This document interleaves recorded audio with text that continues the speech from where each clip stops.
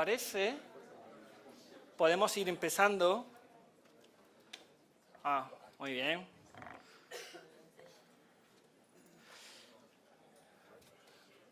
Buenos días a todos. Bueno, en primer lugar, es de reconocer que estoy bastante contento de estar aquí. Varios motivos lo motivan, ¿no? Primero podemos ver mi primera transparencia, ¿no? Yo creo que mi primera transparencia tiene varios elementos importantes. Primero, estamos en un evento que tiene el nombre académico, con lo cual nos va a permitir dialogar y debatir sobre temas que posiblemente en muchos ámbitos no se debatan, ¿vale? Aquellos que me conocen ya saben que soy polémico y crearé polémica en el sentido positivo de la palabra polémica, ¿no? Me gusta que el evento sea en el Ministerio de Salud, ¿vale? Me gusta que haya un representante de INVIMA y que podamos tener un debate sobre aspectos cruciales, ¿no? Pero también me gusta básicamente que esté organizado también por la propia industria, ¿no? Yo creo que este es el primer paso del que estamos hablando. Estamos hablando de colaboración y lo podemos ver en la primera presentación. Una colaboración académica con la industria farmacéutica y el ministerio, ¿no? Yo creo que este es el primer paso y he de reconocer que este mismo evento me gustaría verlo en España. Y hace tiempo, y mi amigo Jorge, seguro que posiblemente hace muchos años que este tipo de eventos no hay. Con lo cual, enhorabuena a todos, ¿no? Y de todas maneras, siempre detrás de un gran evento, siempre hay una gran persona, ¿no? Y yo creo, en ese sentido, yo creo que hay que agradecer a Rodrigo, al doctor Rodrigo, su enorme trabajo para organizar este evento, ¿no? Y muchas gracias por la invitación. Ahora me toca presentarme. El tema de autopresentarse es un poco complicado, ¿no? Porque uno tiene que encontrar el equilibrio entre lo que dice sea adecuado, no hay falta de información, y dar información para no parecer arrogante, ¿no? Con lo cual, nunca es fácil, ¿no? Pero voy a decir lo básico. He de conocer que soy abogado. Todos tenemos un pasado. Pero yo creo que como con el tiempo maduré, al final me convertí en economista de salud. Y hoy vengo aquí como economista de salud. Trabajo en una institución que se llama Escuela Andaluza de Salud Pública y soy profesor de lo que llamamos Economía de la Salud y Política Farmacéutica. En los últimos años me he dedicado básicamente a dos ámbitos de actuación. Una es las políticas farmacéuticas. He sido asesor de la Organización Panamericana de Salud, de la Comisión Europea y de la Organización Mundial de la Salud. Y por otro lado, hago economía de la salud, hago evaluaciones económicas, etcétera, etcétera, etcétera. Yo creo que con eso podéis un poco imaginar de qué voy a hablaros, ¿no? Quiero empezar con esta pequeña resumen de un artículo que se publicó hace unas semanas en el boletín de la Organización Mundial de la Salud, porque viene a recoger de lo que voy a hablar. Voy a hablar de dos objetivos importantes. Uno es evaluar objetivamente, ¿vale? Evaluar objetivamente y conseguir un acceso equitativo. Y esto no se puede hacer, esto no se puede conseguir si no colaboramos todos, ¿vale? Mi presentación va a tener, diríamos, 6 puntos clave. La primera, vamos a hablar de economía de la salud. Lamento mucho que el señor ministro no esté por aquí, porque yo sé que es economista, pero a veces en este tipo de eventos hay que recordar de dónde venimos los economistas de salud y por qué hablamos de estos elementos clave. Vamos a hablar de políticas farmacéuticas. La política farmacéutica no es solamente la regulación de precios, es algo mucho más completo. En las últimas etapas, de los últimos años hemos vivido en Europa una gran problemática con los medicamentos de alto costo. El abordaje es totalmente distinto, ¿vale? Vamos a hablar sobre este tema. Me gusta hablar del tema de abordaje integral, ¿vale? Insisto, regular las políticas farmacéuticas no es solamente regular el precio de medicamentos, es mucho más complicado que eso. Y por último, que creo que es por lo que me invitaron, voy a hablar de esquemas innovadores en acceso a los nuevos medicamentos. No tiene sentido que llegue a este punto quinto si no explico anterior. Posiblemente, si yo empezara por el punto quinto, no entenderíais muy bien de lo que quiero hablar, ¿no? Y por último, algunas conclusiones, porque las otras posiblemente las tengáis ya vosotros, ¿no? Aquellos que me conocen saben que siempre muestro esta gráfica, ¿vale? A mi alumno de Economía de la Salud siempre les explico que todo tiene un coste de oportunidad. El hecho de que ustedes estén aquí hoy tiene un coste de oportunidad, no estar en tu trabajo.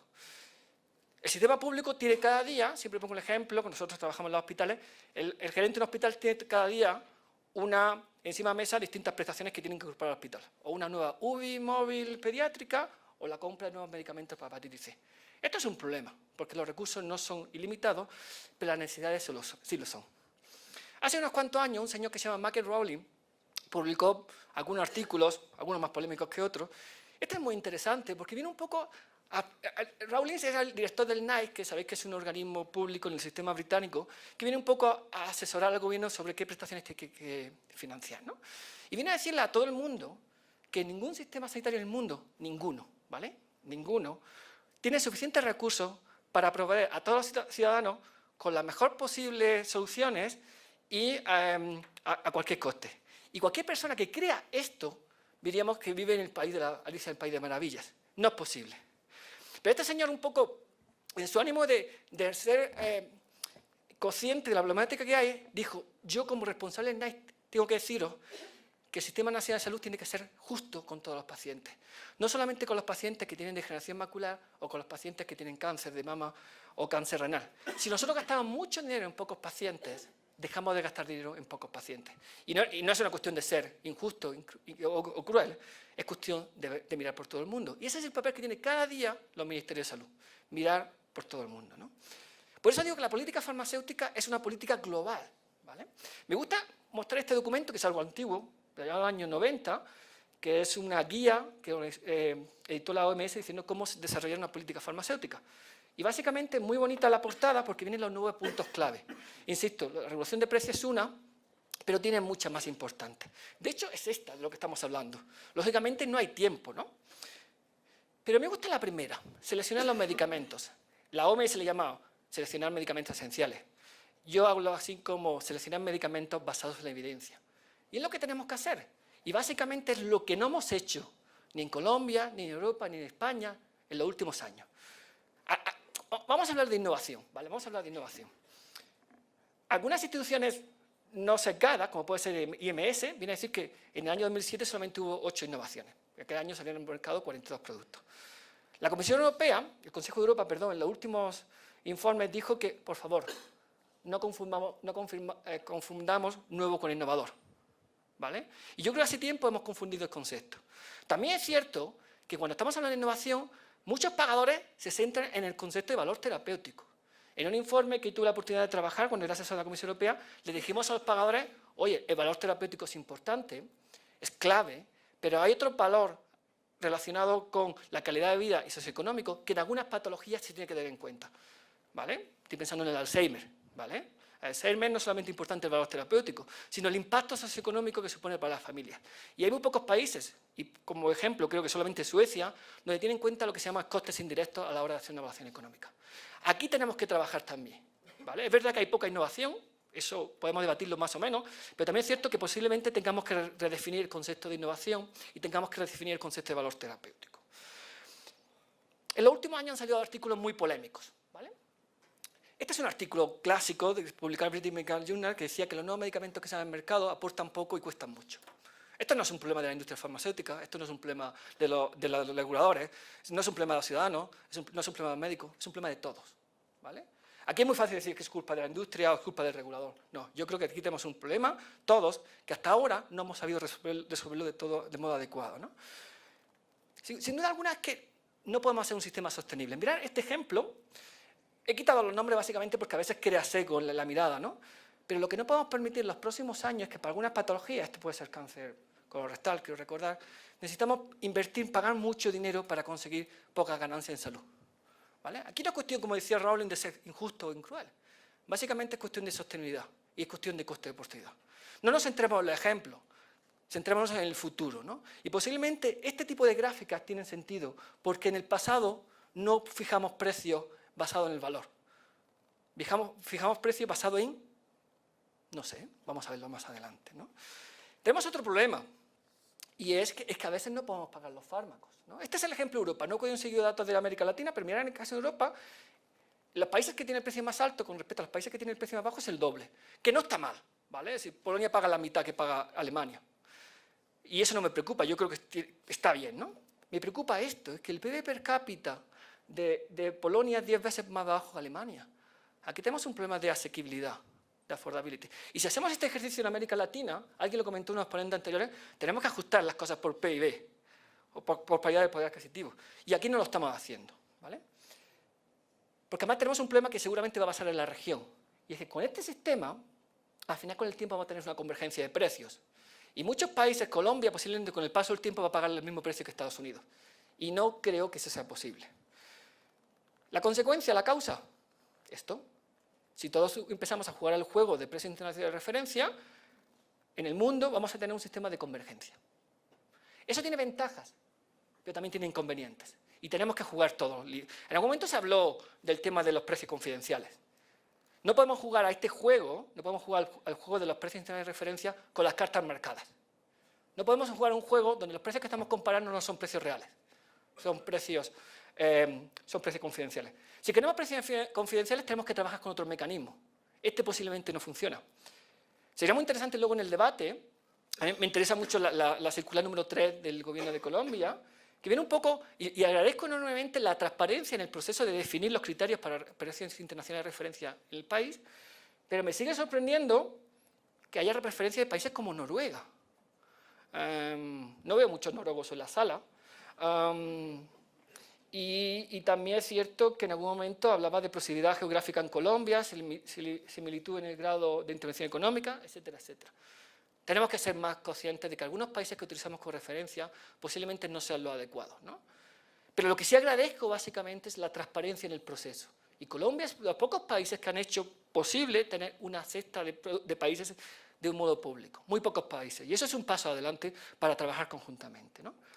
Hay un tema que me preocupa excesivamente, la última etapa, sobre todo porque hemos vivido una crisis económica muy grave en Europa, y es el tema de la financiación de fármacos, lo que llamamos reembolso. Este gráfico es un poco antiguo, y posiblemente sería interesante hacerlo también en la región, ¿no? Lo que no tiene sentido, si cogemos el ejemplo de Polonia, es un país de Europa en el cual el retraso de lanzamiento de un producto oncológico tiene una media de retraso de 2.190 días.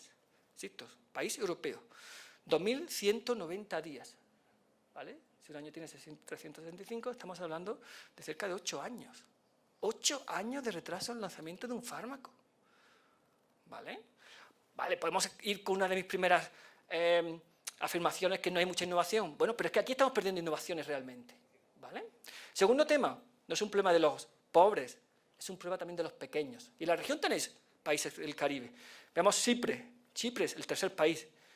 6 medicamentos oncológicos. 6. Esto no. Aquí tenemos un problema de acceso al fármaco. Insisto, aquí no es un problema de la industria, no es un problema del regulador, no es un problema médico, es un problema de todos que tenemos que buscar mecanismos para que las personas de Chipre tengan posibilidad de acceso a estos fármacos, ¿no? El tema clave es el tema de la regulación de fármacos, ¿no? Bueno, vosotros en el año 2013 sufristeis el concepto de regular el precio, ¿no? A mí me gusta, como he tenido la oportunidad de ser algunas veces profesor en universidades americanas, siempre tienes que explicar por qué se regulan los precios, ¿no? Yo creo que aquí, como tuvisteis un proceso, imagino que no muy fácil, vamos a recordar por qué regulamos los precios de medicamentos. Primero, porque tenemos un bien protegido importante, que es la salud de la población. Supongo que en eso estamos todos de acuerdo, ¿no? Segundo, porque el mercado no es perfecto. El doctor Mestre lo va a explicar mejor que yo. Tenemos un mercado con muchas imperfecciones, ¿no? También un elemento importante, los reguladores quieren controlar el precio de medicamentos porque quieren que haya un acceso equitativo a los fármacos. Y el último, muy importante, es que ha habido mucho gasto farmacéutico. La pregunta es, ¿con la regulación de precios hemos conseguido controlar el gasto farmacéutico? La respuesta es no. Hay gente que dice que realmente no hay racionalidad en los precios. Incluso los propios médicos han dicho que el sistema no es sostenible con algunos tratamientos para algunas patologías concretas. Con lo cual, no es un tema solamente académico, los propios, diríamos, expertos médicos están posicionando en el tema, ¿no? El error que se ha ocurrido habitualmente con la regulación de precios es que se ha creído que la regulación de precios era el instrumento perfecto por sí solo. Hace unos cuantos años tuve la oportunidad de ser uno de los asesores de la Organización Mundial de la Salud en definir unas guías para los países que quieren regular los precios de medicamentos. Me voy directamente al tema de las conclusiones, o los principales principios, y es, siempre que tengamos una política farmacéutica, tenemos que combinar distintas políticas. Y muy importante, no solamente de oferta, sino de demanda. La oferta es la regulación del precio, pero la demanda también es importante. Controlar el copago, si ponemos copago o no, controlar la prescripción o regular la prescripción, ¿no? Tradicionalmente nos hemos dedicado mucho tiempo, estoy hablando también por el ejemplo español, de creernos que con una bajada de precios de un 20% de los fármacos, con eso solucionamos todos nuestros problemas. Es verdad, lo solucionamos a corto plazo, pero posiblemente no lo solucionemos a largo plazo. Hace unos cuantos años tuve la oportunidad de ser uno de los coauditores de un informe que hicimos para la Organización Panamericana de Salud, que se llama el acceso a los medicamentos de alto costo en las Américas, Y realmente propusimos, ese es un documento antiguo, 2010, pero yo creo que viene a colación a lo que está ocurriendo en la región, ¿no? Primero es que muchas de las regiones, y el ejemplo de IES aquí en Colombia es importante, y es que hay que establecer un proceso regulatorio de evaluación de tecnologías sanitarias. La evaluación de tecnologías sanitarias ha venido para quedarse, ¿vale? No es algo que está como una moda, ha venido para quedarse, ¿no? Pero básicamente tenemos que trabajar con la capacitación, ¿vale? Hay países que están muy capacitados y otros no tanto. Y lo que tenemos que conseguir, y eso es muy importante, lo que llama entre un link, ¿vale? Entre lo que dice el órgano evaluador y el precio final.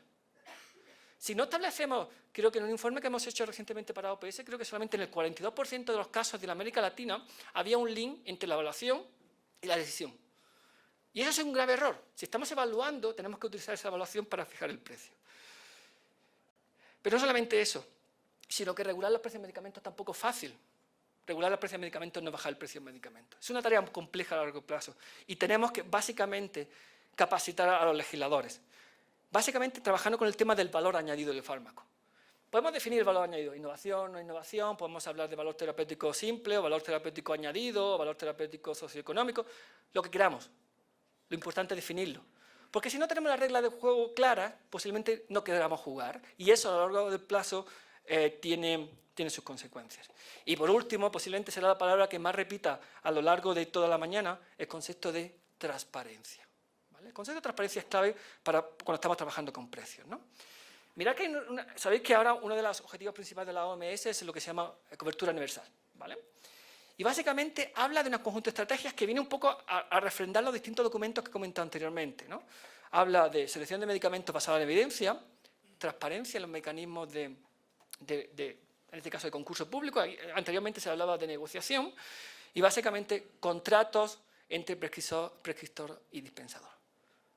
¿Vale? Hablé un poco de la guía, que en un momento, la guía también se hablaba de un momento importante y es combinar la evaluación de tecnologías sanitarias con otras políticas y básicamente, pongo a resaltar esa palabra, vuelve a hablar de transparencia, ¿no? Posiblemente, y ya vayamos un poco a sentarnos en lo que queríamos hablar, es los acuerdos de recompartido o este tipo de nuevas innovaciones pueden ayudarnos a mejorar el acceso a los fármacos de una manera sostenible, ¿no? Hace unos cuantos años salió un artículo con un título bastante llamativo, 2004, British Medical Journal, 2005, que el título se llamaba "Si no cura, no lo pagamos". ¿Vale? Yo creo que el título era suficientemente explicativo, ¿no? Y lo que hacía el señor que publicó el artículo es a la derecha poner un conjunto de prácticas que había ocurrido en Europa desde el año 94 en Estados Unidos, en el cual el legislador había decidido no pagar un fármaco si no producía los efectos en salud que se pretendían, ¿no? Anteriormente se habló de paradigmas, ¿no? De hecho, los australianos, lo que pasa es que como están tan lejos, a veces no nos acordamos de ellos, ya en el 2004 hablaban de un nuevo paradigma en la financiación de los fármacos, ¿vale? Y estamos cambiando el modelo. Estamos cambiando el modelo porque básicamente cuando nos encontramos con nuevos fármacos al mercado, generalmente nos encontramos básicamente con dos grandes incertidumbres. Uno, el impacto presupuestario. Siempre decimos que vamos a gastar 1.000 y al final nos gastamos 1.200. No sé la experiencia en Colombia, la española es así, ¿no? Y luego tenemos un problema grave sobre la diferencia entre eficacia y efectividad. La eficacia sabemos cómo se hace en ensayos clínicos, pero luego sabemos lo que pasa en la efectividad. La práctica real no corresponde a la realidad. Básicamente los ensayos son a corto plazo, placebo, etcétera, etcétera. Con esta incertidumbre tenemos los riesgos. Los riesgos es que los medicamentos generalmente no fallan y no cumplen los beneficios clínicos deseados. Eso no lo veo que sea un problema. El problema que básicamente es que a veces estamos pagando un precio excesivo por no tener resultados clínicos, ¿no? El gasto siempre es mayor que lo previsto, cosa que no me importa a priori. El problema es aquellas desviaciones que realmente no responden a una racionalidad, ¿no? Y el problema es que esto es muy español, siento decirlo así, es el hecho de prescribir fuera de indicación, que si es tercera línea, es tercera línea. No podemos pasar que el médico prescriba en primera línea, segunda línea, un fármaco que la propia indicación dice que era tercera línea, ¿no? Con toda esa problemática, medicamentos caros, problemas de acceso, etcétera, etcétera, en los últimos años ha salido una figura que se llama contrato de riesgo compartido, en inglés se llama Risk Sharing Agreement, y últimamente se llamó como Management Entry Agreement. Son unos contratos, un acuerdo, un esquema en el cual las dos partes, y esto es muy importante, dos partes, ¿vale? Se reúnen a regular esta incertidumbre. Cuando digo dos partes, se regula el laboratorio, la industria farmacéutica y el legislador, regulador. Y en este caso, lo que van a regular son las distintas incertidumbres que hemos visto anteriormente. Van a regular los resultados de efectividad, el impacto presupuestario, etcétera, etcétera. Y como es un acuerdo a dos bandas, hay premios y hay penalizaciones. Si el medicamento es mejor de lo que inicialmente había dicho, aunque no creáis, sabéis que en esclerosis múltiple se está produciendo efectos en el cual la efectividad es superior a la eficacia, posiblemente se puede conseguir un precio mayor. Si el resultado es peor, posiblemente se puede conseguir un precio menor. Hace unos cuantos años, la propia consultora Pricewaterhouse dijo que estamos en un modelo antiguo, en el cual tenemos un paciente, tenemos una prescripción y tenemos un pago. Este es nuestro modelo actual. Dijo que ese modelo, en el año 2020, con el cual queda 5 años, ese modelo será totalmente obsoleto. Tendremos un modelo que será un paciente, tendremos una prescripción y tenemos unos resultados en salud. Y el pago va a estar vinculado a estos resultados en salud. Como veis, es un cambio total del paradigma, ¿no? Hace unos cuantos años, con algunos colegas, ya empezamos a trabajar en este tema en España, en 2010, y vimos rápidamente que había dos grandes sistemas de regulación de pago por resultados. Uno es lo que llamamos acuerdos basados en resultados financieros, que diríamos que son los tradicionales, que tienen poca innovación, y acuerdos basados en resultados en salud, ¿vale? Aquí es donde hemos avanzado bastante, ¿no? Sin embargo, en los resultados financieros también hay intereses importantes, ¿no? Los acuerdos precio-volumen, que a veces se nos olvida, ¿vale? Si aquí os sentáis a negociar, posiblemente las aseguradoras, las prestadoras de servicios que son más grandes, posiblemente podrán conseguir unos precios más baratos. No olvidemos que para algunos fármacos, con algún acuerdo precio-volumen, puede ser suficiente, ¿vale? Existen numerosas experiencias, ¿no? Pero me gustaría mostrar mejor este ejemplo. Mirad este ejemplo que ocurre mucho en Europa y es un acuerdo entre la industria farmacéutica y el pagador para controlar el gasto excesivo. Dejadme que os lo explique. Imaginaros que yo soy el ministro, hago una previsión y pienso que este año voy a gastar 1.000 millones. ¿Vale? ¿Qué ocurre a final de año? Como ocurre en todos los países, a veces, no gasto a final 1.000 millones. ¿Qué gasto? Gasto 1.200 millones. Esto es habitual, ¿no? Lo he vivido muchos años. ¿Qué ha pasado con estos 200 excesivos? ¿Cuál es la causa de que yo gaste más de lo inicialmente previsto? Posiblemente sean dos causas. Una primera es que yo como regulador no lo he hecho bien. Si lo hubiera hecho bien, posiblemente hubiera gastado 1.000. Algo no he hecho bien. Y segunda es porque la industria farmacéutica posiblemente tampoco ha hecho algo bien, que es una culpa de ambos, y como es una culpa de ambos, el exceso lo compartimos.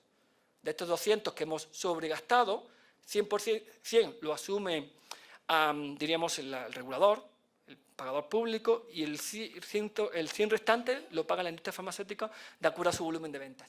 Esto que puede parecer un ejercicio académico está puesto en marcha en Bélgica, Francia, Hungría, Italia y Portugal. De hecho, es tan curioso como que Francia, lo que hace cada año, lo vota en el Parlamento cuánto puede ser el gasto farmacéutico. Y todo el acceso lo comparte. Pero hay una cosa muy importante, si miráis abajo, donde pone que si hay excepciones, hay una importante, y es que los medicamentos que se consideran verdadera innovación, sabéis que en Francia tiene un sistema bastante claro de la verdadera innovación, esos están fuera de este acuerdo. Con lo cual, en la verdadera innovación puede gastar mucho más de lo inicialmente previsto, incluso en genéricos, ¿vale? Esto, insisto, que es una práctica bastante habitual. En España se ha puesto en marcha hace, Jorge, corrígeme si me equivoco, hace unas cuantas semanas hubo un acuerdo entre Farmaindustria, que es la ANDI, y el gobierno nacional, ¿no? Pero yo creo que este acuerdo, por ejemplo, llegó tarde. Mirad lo que ocurrió en España hace unos cuantos años. Este es el aumento del gasto farmacéutico cada año antes de la crisis económica y después de la crisis económica. El gasto farmacéutico aumentaba el 5%, el 5,8%, el 5,2%. Esta atención primaria en el hospital aumentaba un poco más. Hasta que llegó la crisis económica, 2010, medidas urgentes y bajadas de gastos farmacéuticos. Pero cuando estábamos gastando el 4,7% más con respecto al año anterior, ¿sabéis cuánto aumentaba la economía en España? Menos 4%. Si esto lo pasamos a nuestra economía doméstica, y seguro que lo entenderéis mejor, es que si yo consigo que mi empresa me aumente mi salario posiblemente 0, y yo mi gasto en mi casa aumento un 10%. Sabéis que a largo plazo eso va a ser insostenible. Y esto es lo que ocurrió en España durante mucho tiempo y que gracias a Dios en un momento se ha empezado a regular, ¿no? Pero eso no es innovación realmente. Eso es una especie de control. Ahí realmente no estamos innovando. Empezamos a innovar cuando un organismo público como es el NICE hizo explícito su umbral de eficiencia, ¿vale? Como veo que algunas caras son conocidas y conocen muy bien el tema de umbral de eficiencia, no voy a ir en detalle, pero la idea de fondo es hago público cuánto estoy dispuesto a pagar por un año de vida ajustado por calidad. Vale, no hay claro por qué un año de vida ajustado por calidad, no está claro por qué es ese umbral, podemos tener mucho debate, pero lo bueno aquí es que alguien ha hecho explícito su disponibilidad a pagar, ¿vale? Y hay que ser valiente. ¿Qué pasa cuando yo hago explícito mi disponibilidad a pagar? Que me encuentro que no estoy dispuesto a pagar por un número importante de fármacos. ¿Y qué pasa cuando no estoy dispuesta a pagar por un número importante de fármacos? Que el mensaje no es bueno. Primero porque hay pacientes que se quedan sin el tratamiento. También porque hay industria farmacéutica que ha estado investigando mucho tiempo que no tiene acceso al fármaco, ¿vale? Y esto es un fracaso del sistema. Lo bueno del sistema británico es que realmente innovó y dijo, bueno, esto hay que buscar una solución porque no tenemos un problema de eficacia, tenemos un problema de eficiencia, ¿vale? Con lo cual la variable importante en este caso realmente era el precio, ¿no? Para eso empezaron a crearse lo que se llama acuerdos de riesgo compartido y lo veis en este gráfico, ¿no? Belcara es un producto para mieloma múltiple que el Knight dijo básicamente no lo vamos a financiar porque no es eficiente. Insisto, no dijo que no tenía valor terapéutico, dijo que no era eficiente, ¿vale? Totalmente distinto, no confundamos. ¿Qué ocurrió? Que alguien dijo, oye, pero es que este medicamento es realmente innovador y realmente este medicamento puede curar a la población. Con lo cual se llegó a un acuerdo, de los primeros acuerdos creo que habéis recordado año 2007, en el cual el sistema público se encarga de financiar los ciclos de los pacientes. Para aquellos pacientes que responden a su ciclo, el sistema público los sigue financiando al precio libre, el sistema británico tiene un precio libre, y aquellos pacientes que no responden al tratamiento, lógicamente abandonan el tratamiento, la lógica propia, pero aquí venía la novedad. El laboratorio devolvía el dinero de aquellos pacientes que no habían producido resultados en salud previstos. Esto, lógicamente, realmente es un cambio de paradigma, pero no es un cambio de paradigma per se, sino que condiciona muchas cosas. Primero es el mensaje que lanzamos a la ciudadanía, ¿no? Antes comentábamos el tema del juego suma cero.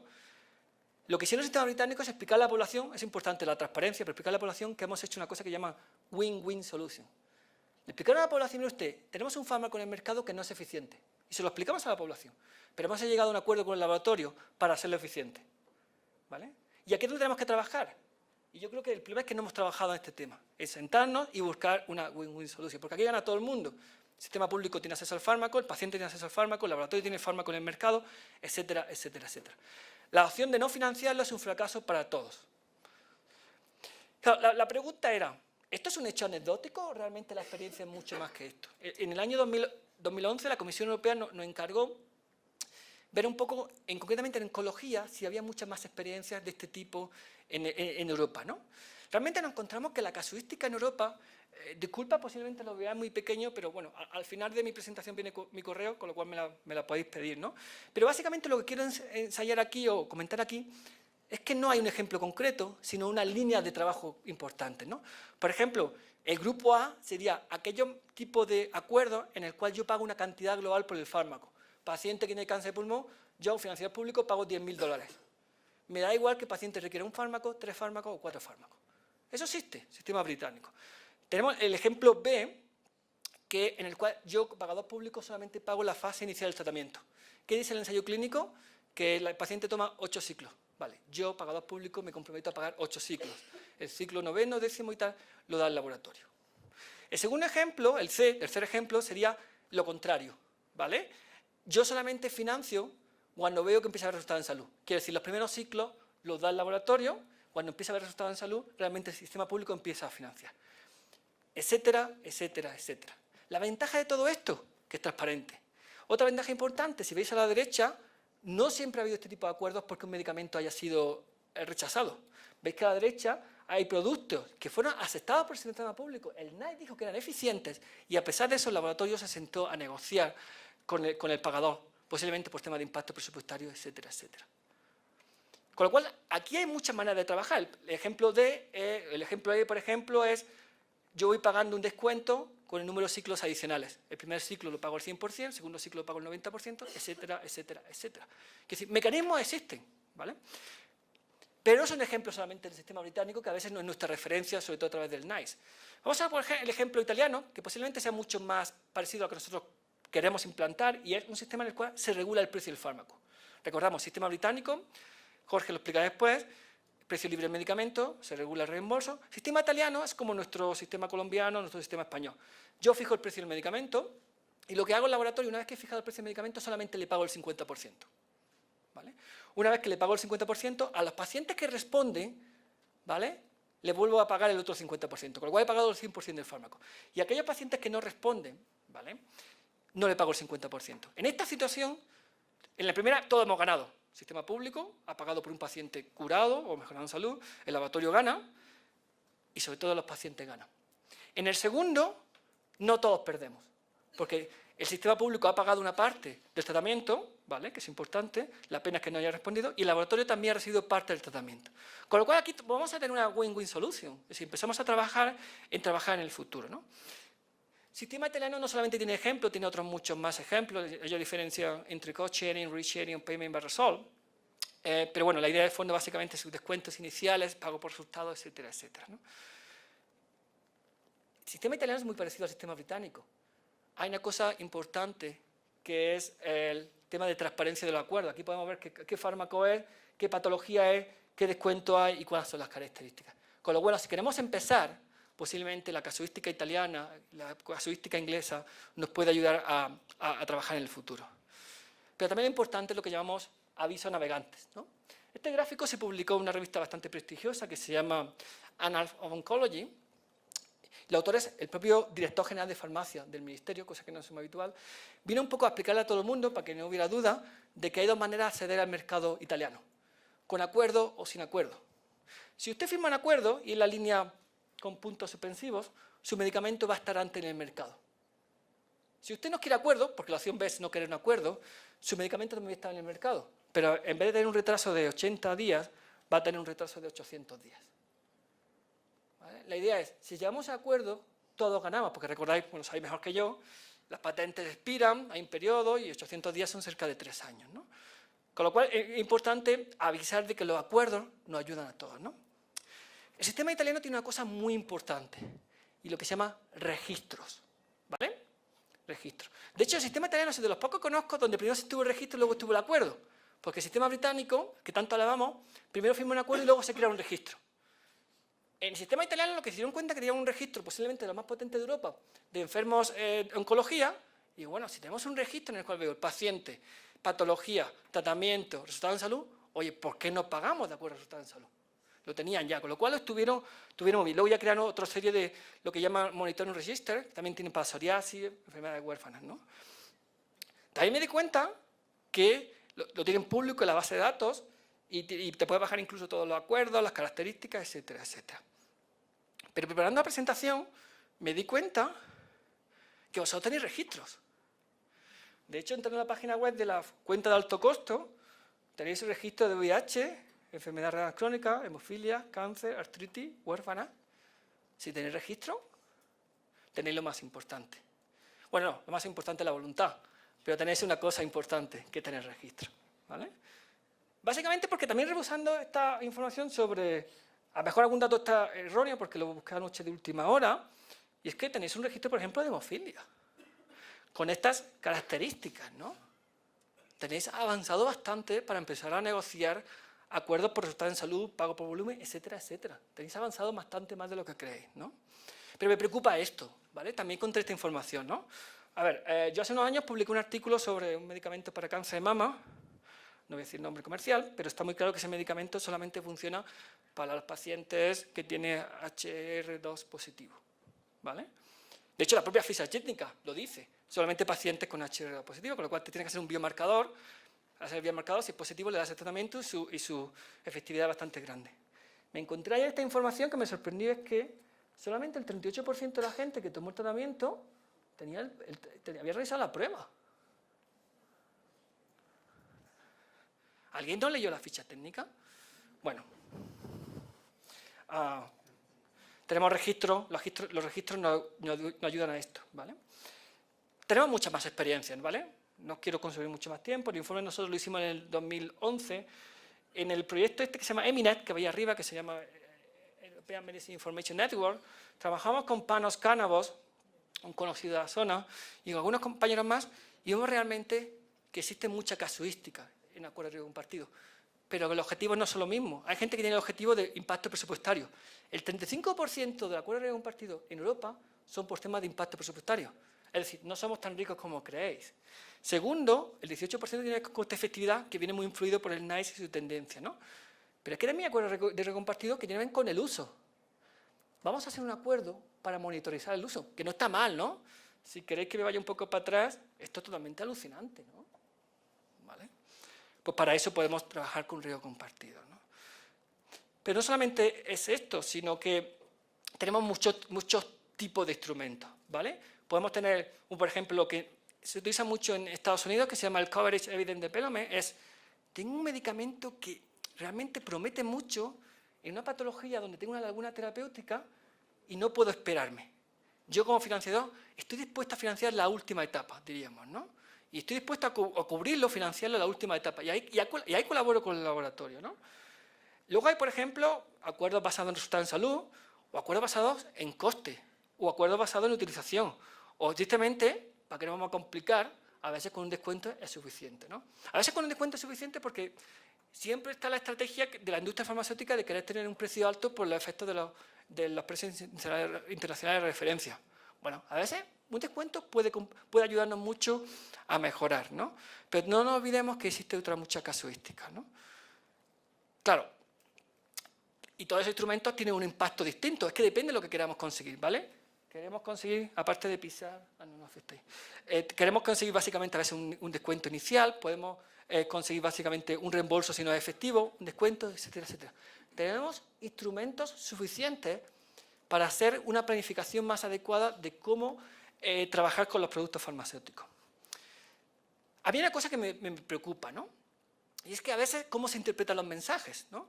Alguien puede pensar automáticamente, estupendo, si el medicamento no cura, no lo pago, ¿no? A mí ese mensaje de primera me preocupa, ¿no? En el modelo tradicional, que es el que tenemos actualmente, la industria farmacéutica generalmente a veces no ha tenido mucho incentivo para un resultado en salud. Con el sistema tradicional, cuanto mayores son los resultados en salud, mayor es el pago y todos ganamos, ¿vale? Pero bueno, cuando no hay resultado en salud, no hay pago. Vemos el cero que hay aquí a la izquierda, ¿no? Cero resultados en salud, cero ingresos. A mí supongo que será por algún trauma de la infancia, el cero de la época de estudiante, el cero nunca me ha gustado. Y el cero creo que no es adecuado, ¿no? Porque sacar un medicamento al mercado es caro, posiblemente Jorge lo explique con más detalle, pero a mí me gustan modelos como este, donde siempre hay un pequeño pago, ¿no? Y es donde aquí tenemos que avanzar, ¿no? Donde posiblemente la ganancia final sea menor, pero posiblemente el modo de empezar sea distinto, ¿no? El modelo italiano en el cual yo fijo el precio, me haces un descuento del 50% y luego te voy a pagar según los resultados en salud. Y ahí es donde tenemos que trabajar, ¿no? Tampoco hay que decir una cosa importante, esto tiene muchas ventajas. Básicamente es que podemos conseguir que medicamentos que tenemos previsto que salgan al mercado, realmente salgan al mercado. Es decir, podemos con este tipo de instrumentos mejorar el acceso a los medicamentos. Lo hemos visto en el ejemplo italiano. Lo que también podemos conseguir es que unos medicamentos salgan antes al mercado.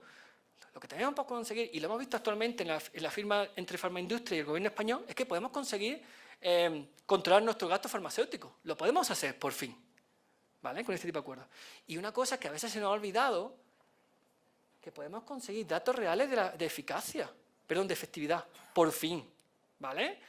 Siempre nos hemos quedado con la eficacia y nos hemos olvidado de que la vida real es totalmente distinta, ¿no? Pero tampoco esto es la solución para nuestros problemas, porque esto tiene algunos problemas. Por ello es que eso requiere tiempo, ¿vale? Requiere tiempo poner en marcha los registros. Insisto, vosotros ya tenéis registros, con lo cual tenéis parte del camino andado. También necesitamos un sistema de información, alguien lo explicó al inicio de esta mañana, los sistemas de información han avanzado mucho, con lo cual eso nos va a permitir mejorar. Y lo que también tiene sentido, y que hay que pensarlo, es que no podemos poner un tipo de acuerdo de estas características para cada producto. No esta tina que sale del mercado, hacemos un acuerdo de compartido. No es el origen, ¿vale? Esto estamos hablando de medicamentos con unas características muy especiales, donde hay dudas sobre su incertidumbre, posiblemente impacto presupuestario. Con lo cual, lo que yo haría es básicamente ser sensato en qué tipo de medicamentos podemos hacer este tipo de acuerdos, ¿no? Básicamente, y esto lo vemos mucho, lo que está ocurriendo en Europa con la crisis económica, es que posiblemente podamos compartir la incertidumbre, ¿vale? O la carga de la enfermedad, ¿no? Básicamente, no tenemos que fijarnos solamente en el ejemplo europeo. Estados Unidos lleva mucho tiempo con el programa este que se llama el Coverage Good Evidence Development, que están en Medicare y Medicaid.